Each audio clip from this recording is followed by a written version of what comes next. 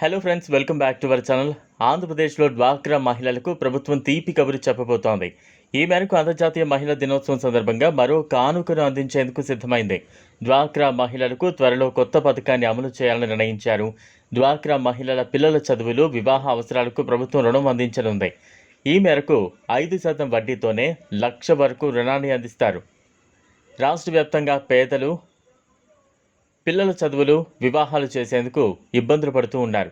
కొందరు బయట ఎక్కువ వడ్డీకి అప్పులు చేస్తూ ఉన్నారు. ఆ రుణాన్ని తిరిగి చెల్లించలేక ఇబ్బందులు పడుతున్నారు. ఈ మేరకు పేదల కష్టాన్ని గుర్తించిన ప్రభుత్వం వారికి ఆర్థిక భరోసా ఇవ్వాలని ఈ నిర్ణయం తీసుకుంది. ఈ పథకానికి సంబంధించిన మార్గదర్శకాలపై అధికారులు కసరత్తు మొదలుపెట్టగా సీఎంఓ నుంచి ఆమోదం వచ్చింది. డ్వాక్రా మహిళలకు అందించే ఈ పథకాన్ని గ్రామీణ పేదరిక నిర్మూలన సొసైటీ పరిధిలోని స్త్రీనిధి సంస్థ ద్వారా అమలు చేయాలని నిర్ణయించారు.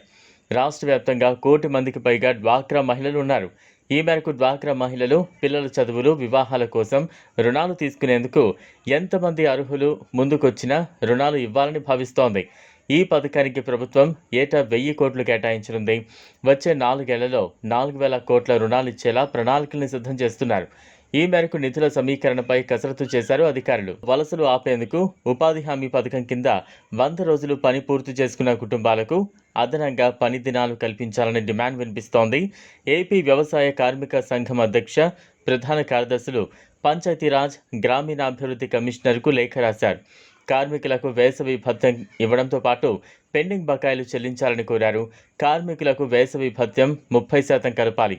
ప్రతి వారం పే స్లిప్లు, పరికరాలతో పాటు మంచినీళ్లకు ₹5 ఇవ్వాలి. ప్రతి కూలీపై ₹5 పారితోషికం చెల్లించాలి. యంత్రాలు, కాంట్రాక్టు విధానం రద్దు చేయాలని విజ్ఞప్తి చేశారు. ఇటీవల రాష్ట్రంలోని కరువు జిల్లాల్లో ఉపాధి హామీ పని దినాలను ప్రభుత్వం పెంచిన సంగతి తెలిసిందే. ఈ మేరకు ఇటీవల అదనపు పని దినాలపై ఉత్తర్వులు కూడా జారీ అయ్యాయి. అలాగే తెలంగాణలోనూ మహిళల కోసం త్వరలోనే కొత్త పథకాన్ని తీసుకురానున్నట్లు సీఎం రేవంత్ రెడ్డి ప్రకటించారు. రానున్న రోజుల్లో QR కోడ్ కార్డుల ద్వారా మహిళలకు ఉచితంగా వైద్య పరీక్షలు చేయించే పథకాన్ని తీసుకొస్తామని పేర్కొన్నారు. 1 కోటి మంది మహిళలకు కోటీశ్వరులను చేయాలనేదే తమ లక్ష్యమని ఆయన పునరుద్ఘాటించారు.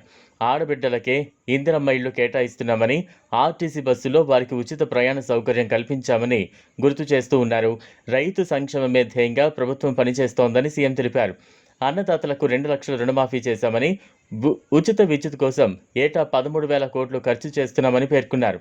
ఇందిరమ్మ ఆత్మీయ భరోసా ద్వారా 12,000 సాయం చేస్తున్నామని గుర్తు చేశారు. నచ్చినట్లయితే లైక్ చేయండి, షేర్ చేయండి, ఛానల్ను సబ్స్క్రైబ్ చేసుకోండి. Thanks for watching. ఈ వీడియో మీకు నచ్చినట్లయితే లైక్ చేయండి, షేర్ చేయండి, ఛానల్ను సబ్స్క్రైబ్ చేసుకోండి. Thanks for watching.